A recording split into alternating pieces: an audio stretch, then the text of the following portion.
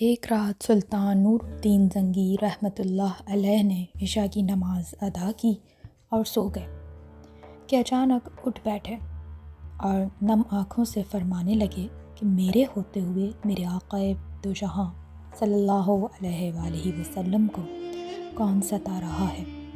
سلطان اس خواب کے بارے میں سوچ رہے تھے جو مسلسل 3 دن سے وہ دیکھ رہے تھے، اور آج پھر تھوڑی دیر کے بعد ہی پھر وہی خواب انہیں آیا جس میں سرکار دو عالم صلی اللہ علیہ وآلہ وسلم نے 2 افراد کی طرف اشارہ کر کے فرمایا کہ یہ مجھے ستا رہے ہیں۔ اب سلطان کو قرار کہاں تھا۔ انہوں نے چند ساتھی اور سپاہی لے کر دمشق سے مدینہ جانے کا ارادہ فرمایا۔ اس وقت دمشق سے مدینہ کا راستہ 20 یا 25 دن کا تھا، مگر سلطان نے بغیر آرام کیے یہ راستہ 16 دن میں طے کیا۔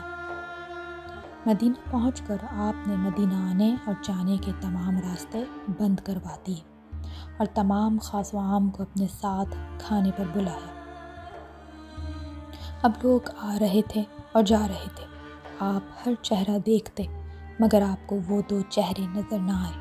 اب سلطان کو فکر لاحق ہوئی اور آپ نے مدینہ کے حاکم سے فرمایا، کیا کوئی ایسا ہے جو اس دعوت میں شریک نہیں ہوا؟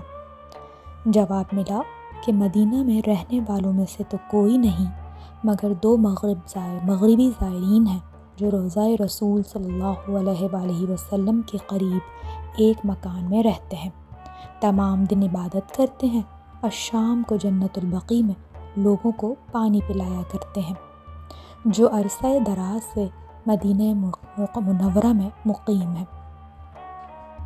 سلطان نے ان سے ملنے کی خواہش ظاہر کی۔ دونوں زائرین اپنے آپ بہت عبادت گزار ظاہر کرتے تھے۔ ان کے گھر میں تھا ہی کیا، ایک چٹائی اور 2-4 ضرورت کی اشیاء۔ سلطان نے ان کے گھر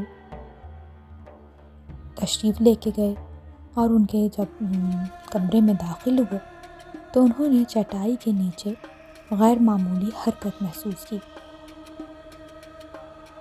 آپ نے چٹائی ہٹا کر دیکھا تو وہاں ایک سرنگ تھی۔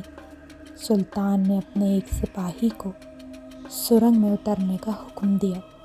وہ سرنگ میں داخل ہوئے اور واپس آ کر سلطان کو بتایا کہ یہ سرنگ تو نبی پاک صلی اللہ علیہ وآلہ وسلم کی قبر مبارک کی طرف جاتی ہے۔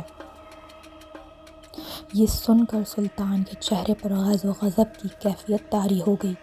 سلطان نے دونوں زائرین سے پوچھا کہ سچ بتاؤ کہ تم کون ہو؟ حیل و حجت کے بعد دونوں نے بتایا کہ وہ یہودی ہیں اور اپنی قوم کی طرف سے آپ صلی اللہ علیہ وآلہ وسلم کے جسم اقدس کو چوری کرنے کے لیے مامور کیے گئے ہیں۔ سلطان یہ سن کر رونے لگے۔ اسی وقت ان دونوں کی گردنیں اڑا دی گئیں۔